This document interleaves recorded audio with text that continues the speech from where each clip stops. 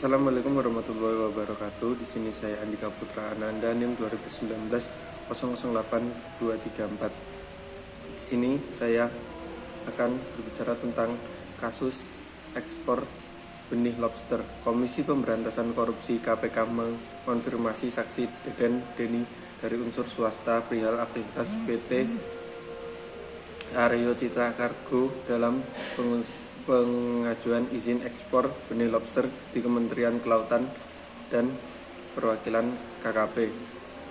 Didalami mengenai pengetahuan saksi tentang aktivitas PT ACK dalam pengajuan permohonan izin ekspor benur lobster di KKP. Penyidik KPK pada Senin 7 Desember memeriksa Deden sebagai saksi tersangka Menteri Kelautan dan Perwakilan Nonaktif Edi Prabowo dan kawan-kawan dalam penyidikan kasus suap perizinan tambak usaha dan atau pengelolaan perikanan atau komoditas perairan sejenis lainnya tahun 2020.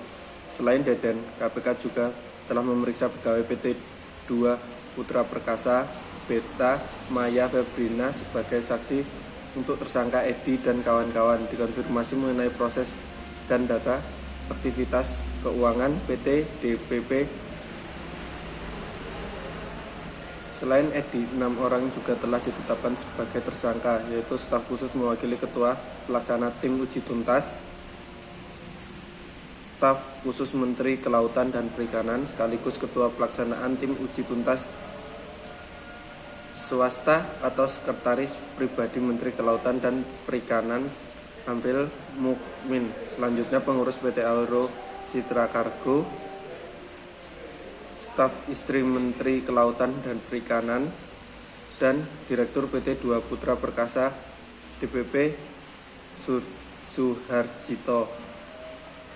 KPK dalam perkara ini menetapkan Edi Prabowo sebagai tersangka karena diduga menerima suap dan dari perusahaan yang mendapat izin ekspor benih lobster menggunakan perusahaan forwarder dan ditampung dalam satu rekening hingga mencapai 9,8 miliar. Di sini ekspor benih lobster sebenarnya sudah tidak disetujui saat Menteri Pujiastuti menjabat sebagai Menteri Kelautan karena tingkat pertumbuhan benih lobster yang sangat rawan atau mudah mati dan sebagai santapan dari predator hewan. Jadi tingkat pertumbuhan lobster itu sangat rendah. Bila dilihat dari segi keuntungan, bila diekspor sesudah besar atau sudah dibudidayakan akan lebih menguntungkan, ucap Pujiastuti. Menurut saya sebaiknya ekspor benih lobster ini harus dihentikan karena merugikan negara dan merugikan petani karena dapat menimbulkan illegal fishing yang besar-besaran. Untuk tanggapan saya yang kedua mengenai kelas tatap muka pada saat pandemi sekarang masih belum bisa dilakukan karena masih adanya belum kejelasan vaksin yang mengenai tentang virus COVID-19 atau coronavirus. Di sini saya menyarankan untuk tetap mengadakan kelas daring. Jikalau terpaksa ada kelas tatap muka, sebaiknya dengan menerapkan protokol kesehatan secara ketat.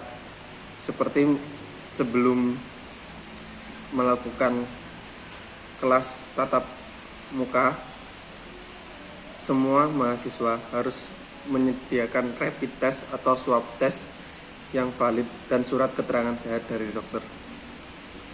Itu saja mungkin tanggapan yang dapat saya berikan. Lebih dan kurangnya mohon maaf. Wassalamualaikum warahmatullahi wabarakatuh.